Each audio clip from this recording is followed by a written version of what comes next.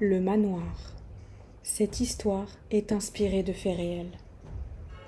Ross McCamey était un homme d'âge mûr, ancien membre de l'armée américaine à la retraite. Celui-ci n'avait donc plus rien à faire de son temps libre, c'est pourquoi il décida de bâtir sa propre affaire. Ross, qui était un adepte de l'épouvante, construisit son propre manoir sur le thème d'Halloween, une attraction divertissante dans un quartier familial de San Diego. Mais alors que son business prenait de l'ampleur, les voisins avaient commencé à ne plus vouloir laisser sortir leurs enfants, se plaignant que le manoir de Ross devenait de plus en plus dérangeant. Ce qui gênait le plus les habitants était que Ross simulait des enlèvements assez brutaux envers les participants. L'ancien militaire se rendait au domicile de la personne concernée et ainsi le bâillonnait, lui liait les poignets et les chevilles avec fermeté, pour le placer ensuite à l'arrière de son van. L'homme ne cessait de répéter à sa femme Carole à quel point la situation le préoccupait, voulant déménager. Carole était contre l'idée, expliquant à son mari qu'il suffisait de reprendre une activité normale et appropriée du manoir. Malheureusement pour elle, Ross était assez ambitieux, peut-être un peu trop, et voulait pousser encore plus loin son attraction horrifique. « Ross, sois raisonnable. Toute notre vie est ici. »« Non, s'emporta-t-il. Ma vie, c'est ce manoir, et je partirai avec ou sans toi, Carole. » Carole fut abasourdie par les paroles insensées de son mari, devenant étrangement obsessionnelle concernant son manoir.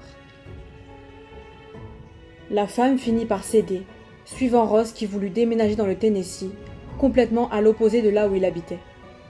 Une fois arrivé, Ross demanda un crédit de 500 000 $ afin de faire construire sa maison, mais surtout son nouveau manoir. Carole se contenta d'observer les choses se faire, en silence, ne manquant pas de s'inquiéter de la nouvelle passion de son mari. 2 mois plus tard. Il était là, entièrement construit, ce manoir à l'aspect effrayant et macabre. De son côté, Ross n'avait pas chômé, réfléchissant à ce qu'il pourrait faire subir à ses participants. C'est ainsi qu'il avait poussé le vice plus loin, passant d'une simple attraction halloweenesque à un bâtiment de sévices et de torture. Ce manoir était devenu ce que l'on appelle une extreme haunt, qui consistait à endurer des tortures autant physiques que psychologiques réelles, dans le but de détruire autrui et atteindre ses limites. Ross avait aussi mis en place une récompense de 20 000 $ si le participant réussissait à tenir jusqu'aux 6 heures de l'expérience. Seulement, Ross trouva que son manoir n'était pas assez célèbre, décidant de lancer la rumeur qu'une foule de 17 000 personnes attendait de faire cette expérimentation. « Voilà que tu te mets à mentir à ces pauvres gens. Qu'est-ce que tu es devenu ?» s'offusqua sa femme. « Un homme ambitieux, Carole. Je suis seulement devenu ambitieux, » lui répondit-il froidement. Carole souffla, préférant ne pas répondre. Le lendemain, c'est tôt que Ross se leva, préparant à accueillir un participant. Comme à son habitude, il avait orchestré le kidnapping de ce dernier.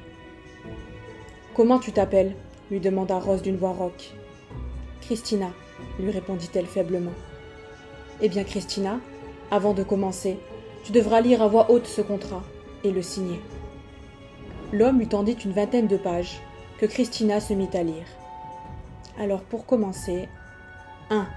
Si la police arrive sur les lieux, le participant doit reconnaître que c'est un jeu. 2. Le participant doit savoir que les choses qu'il endurera dans le manoir pourront avoir un impact sur sa santé mentale. 3. Le participant autorise la publication des vidéos qui seront prises sans que ce dernier en ait l'accès. 4. Les os du participant pourront être brisés. 5. Aucune limite dans les tortures ne seront imposées, excepté les actes sexuels. 6. Le participant pourra se faire extraire des dents sans anesthésie. 7. Si le participant arrive au bout de ses limites, il pourra arrêter l'expérience en prononçant « safe word ». Ces mots arrêteront immédiatement les tortures. Après avoir lu ce contrat quelque peu insolite, Christina décida tout de même d'y participer. « Avant que tu ne le signes, as-tu apporté ce que je t'ai demandé ?»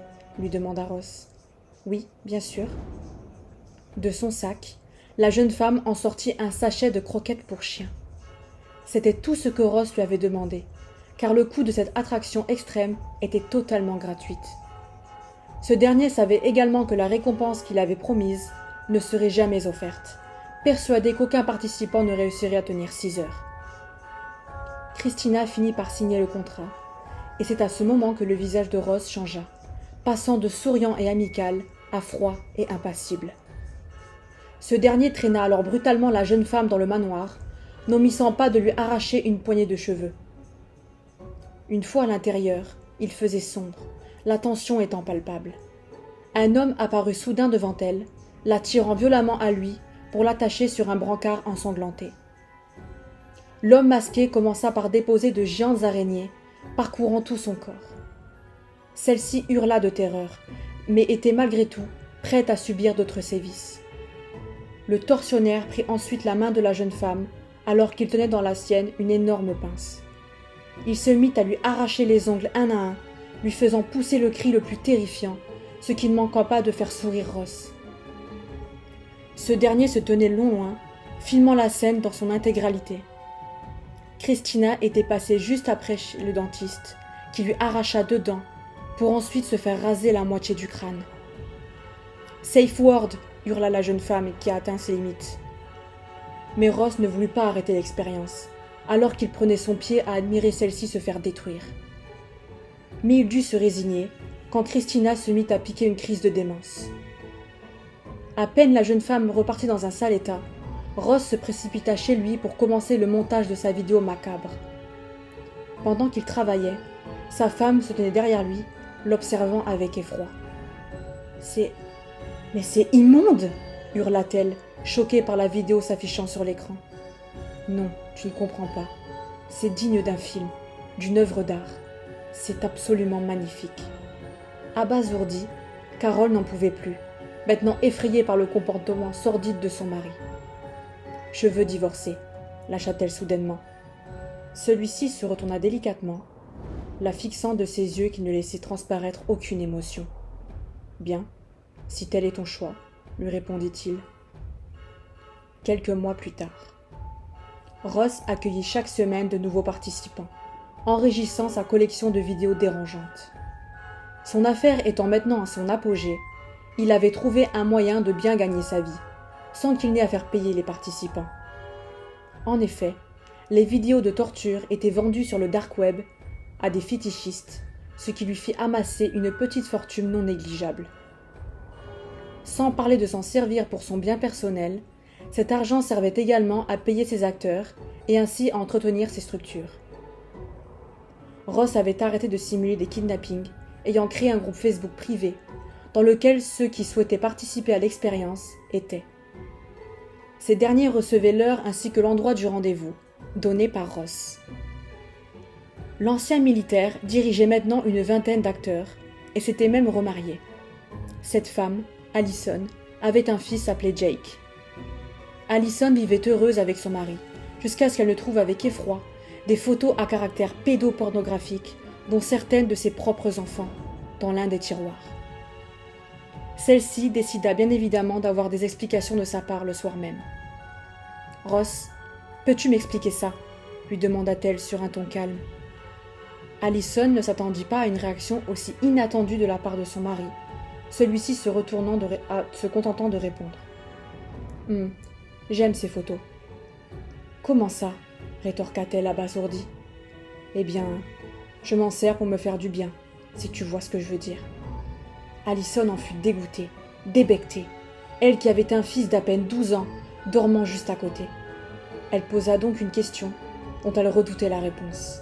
« As-tu déjà posé la main sur Jake ?» fit-elle, la voix tremblante. Ross la regarda avec incompréhension, comme si son attirance pour des enfants était parfaitement normale et naturelle. « Bien sûr que non, je n'ai jamais posé la main sur aucun enfant, » lui répondit-il, ce qui la fit souffler de soulagement.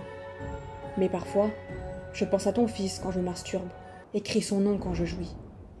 Je dois admettre que Jake est un beau petit garçon. »« Ça suffit !» le coupa-t-elle. « Je m'en vais, tu es malade !» Ross resta impassible quand il vit Allison accourir à l'étage prendre son fils, et ainsi s'en aller rapidement de la maison. L'homme ne se remaria plus depuis ce jour, préférant rester seul dans ses délires sordides, se répétant que personne ne pouvait le comprendre. Encore aujourd'hui, le manoir de Ross est toujours en marche, cet homme n'ayant jamais été inquiété par la justice.